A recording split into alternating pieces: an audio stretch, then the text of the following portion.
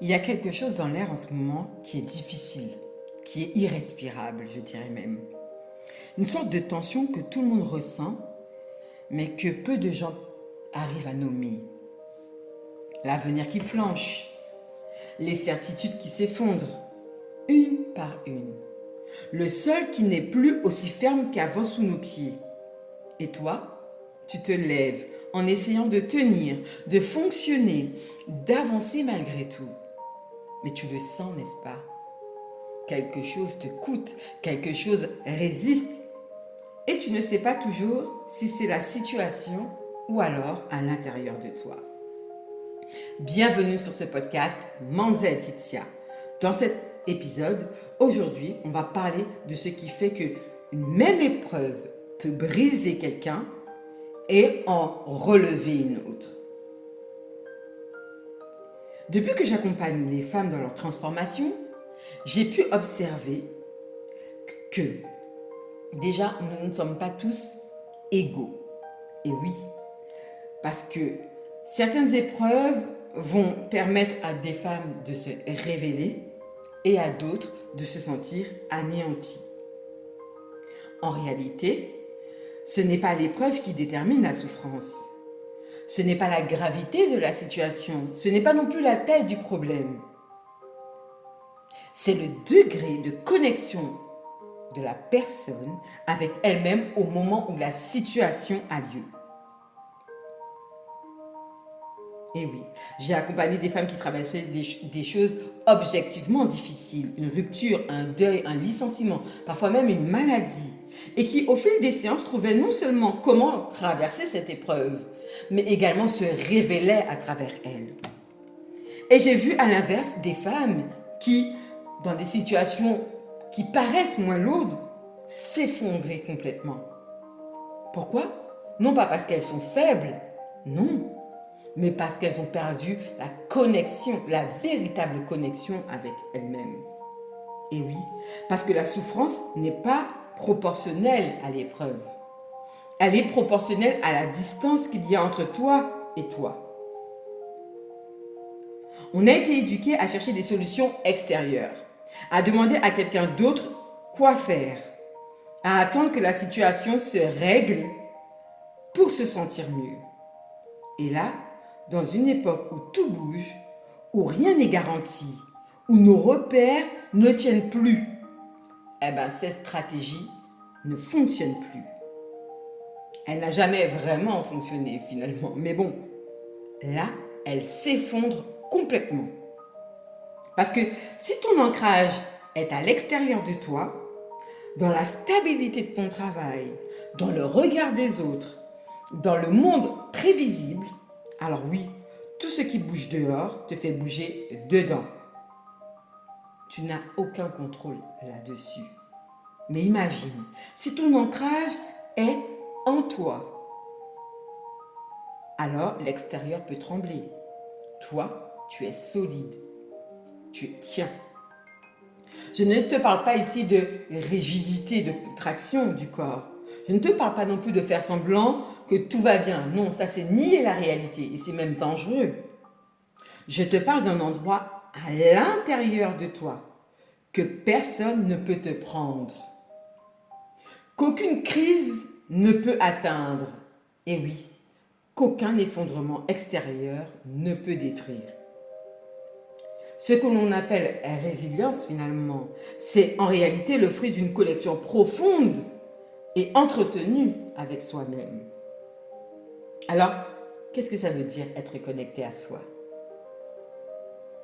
Ce n'est pas méditer tous les matins et manger bio. Non, ça ce sont des pratiques qui te permettent de te maintenir en bonne santé, d'avoir un bon état d'esprit. Ce n'est pas non plus tout résoudre ou être en paix en permanence. Ça, c'est une illusion. C'est se mentir. C'est croire en quelque chose qui n'est pas vrai. Et c'est même dangereux. Mais c'est savoir où tu en es. Ce que tu ressens, ce que tu veux vraiment, ce qui compte pour toi au fond quand on enlève la peur et le regard des autres. C'est avoir accès à une boussole intérieure, une voix qui ne parle pas depuis la peur, ou depuis ce qu'on attend de toi, mais de l'intérieur qui vient du cœur. Quand tu as ça, eh bien l'épreuve change de nature. Oui, bien sûr, la situation peut paraître encore difficile, peut l'être. Et oui, vivre un deuil, ça n'a jamais été simple, jamais facile et ça ne le sera jamais. On est venu s'incarner, on est venu ressentir les choses.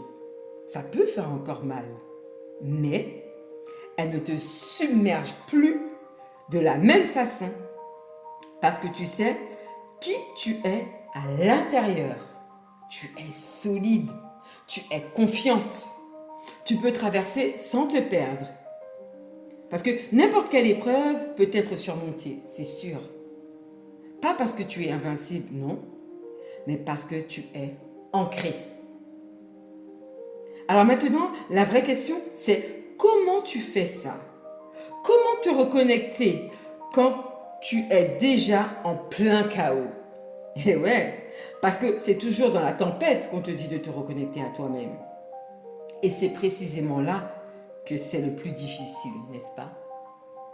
Alors voilà ce que je te propose. Rassure-toi, pas un protocole en 10 étapes, non. Une seule question. Une question que tu peux te poser aujourd'hui, dès maintenant, dans ce que tu traverses, mais que tu peux utiliser chaque jour où tu en auras besoin. Est-ce que je réagis depuis la peur de ce qui se passe ou depuis ce que je sais être vrai pour moi? Je vais répéter. Cette question est très importante. Est-ce que je réagis depuis la peur de ce qui se passe ou depuis ce que je sais être vrai pour moi? Cette question, vois-tu, elle fait la différence entre subir et traverser. Alors, chaque fois que tu te poses cette question, honnêtement, sans te juger, tu crées non seulement un espace entre l'événement et ta réponse, mais un espace, dans cet espace-là, il y a toi. Il y a ce que tu veux vraiment, qui tu es, ce que tu veux exprimer au monde. Et c'est ça, se reconnecter à soi. Ce n'est pas grandiose, ce n'est pas quelque chose de inaccessible. Non, c'est juste une action constante de revenir toujours à toi-même, de te reconnecter à toi-même. Alors, je ne crois pas au hasard. Et si tu es là et que tu écoutes cet épisode en ce moment, c'est que quelque chose en toi cherche un point fixe, un endroit sûr. Ce que je veux que tu retiennes aujourd'hui, c'est ceci. Tu n'as pas besoin que le monde soit stable pour être stable toi-même. Tu peux l'être maintenant, tout de suite, à l'intérieur de toi. Tu peux traverser ce que tu as à traverser. Pas parce que c'est facile, mais parce que tu es confiante que toi, à l'intérieur de toi, pourras surmonter n'importe quelle épreuve. Bien sûr, si toutefois tu te sens le besoin d'être accompagné, d'être soutenu, d'être aidé, d'être guidé vers cette action, n'hésite pas à me contacter via le lien en bas de cette vidéo et on pourra voir ensemble ce qui te convient le mieux. En attendant, je te souhaite de prendre soin de toi et je te dis à très vite pour un nouvel épisode du podcast Mamzelle Titia.